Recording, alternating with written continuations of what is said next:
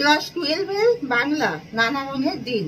তাহলে ক্লাস 12-এর বাংলা নানা রঙের দিন। তোমরা সবাই মন দিয়ে শোনো আর সবাই লেখো, আর সবাই লাইক অ্যান্ড সাবস্ক্রাইবটা দিয়ে দাও। লাইক অ্যান্ড সাবস্ক্রাইবটা দিয়ে দাও আর সবাই মন দিয়ে শোনো। আর এইসব ভেরি ভেরি ইম্পর্টেন্ট কোশ্চেন অ্যান্সারগুলো তোমরা সবাই লিখে নাও। তোমরা সবাই ভালো থেকো, সুস্থ থেকো। আমি চাই তোমাদের সবাই ভালো হোক, সবাই সুস্থভাবে থাকো আর ভালো করে পড়াশোনা করে জীবনে উন্নতি করো, এটাই আমার কামনা। তাহলে শুরু করছি। নানা রঙের দিন নাটকের রচয়িতা হলেন কে? অজিতেশ বন্দ্যোপাধ্যায়। নানা রঙের দিন নাটকের চরিত্র দুটির নাম কি? রজনীকান্ত চট্টোপাধ্যায় ও কালীনাথ সেন। নানা রঙের দিন একাঙ্ক নাটকটির উৎস হল কি? চেখভের সোয়ান সং।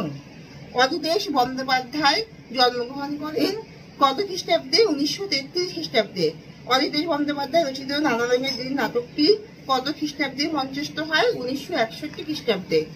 নানা রঙের দিন নাটকে চরিত্র আছে কটি? দুটি। নানা রঙের দিন নাটকে নায়ক যে থিয়েটারে অভিনয় করতেন তা হলো কি থিয়েটার? পেশাদারি থিয়েটার। মঞ্চের মাঝখানে উল্টানো ছিল কি? একটি টুল। রজনীকান্ত কোন ঐতিহাসিক চরিত্রের পোশাকে ফাঁকা মঞ্চে প্রবেশ করেন? দিলদারের। দিলদারের পোশাক পরিহিত রজনীকান্ত চট্টোপাধ্যায়ের হাতে ছিল কি? জ্বলন্ত মোমবাতি। রজনীকান্ত দিলদারের পোশাকে ঘুমিয়ে পড়েছিলেন কোথায়? গ্রিন রুমে। ভোবা নাটকে দুজন পাত্রপাত্রের নাম কি? শাহজাহান ও জাহানারা। রজনীকান্তের বয়স কত? 68 বছর। রজনীকান্তের সেদিন অভিনয় ছিল কিসের চরিত্রে? দিলদারের চরিত্রে। তার হাসির কারণ কি? গ্রিন রুমে ঘুমিয়ে পড়া। কালীনাথ সেনের বয়স কত? 60 বছর।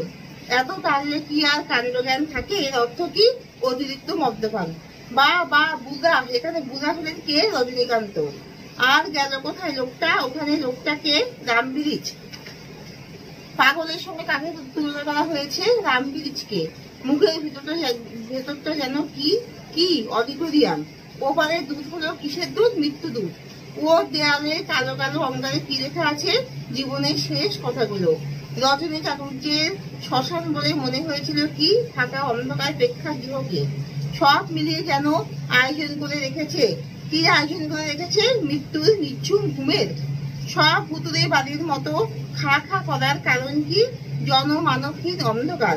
কালীনাথ মিথ্যে কথা বলেননি, কারণ রজনী চাটুর্যে বামন মানুষ। এখানে শেষ করছি। তোমরা সবাই ভালো থেকো, সুস্থ থেকো, আর এখানেই শেষ করলাম।